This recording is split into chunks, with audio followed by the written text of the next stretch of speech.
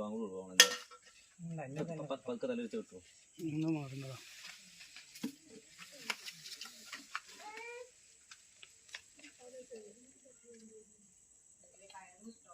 ഇല്ല അങ്ങനെ പെട്ടെന്നൊന്നും ചെയ്തു വയ്യാതെ അപ്പൊ തല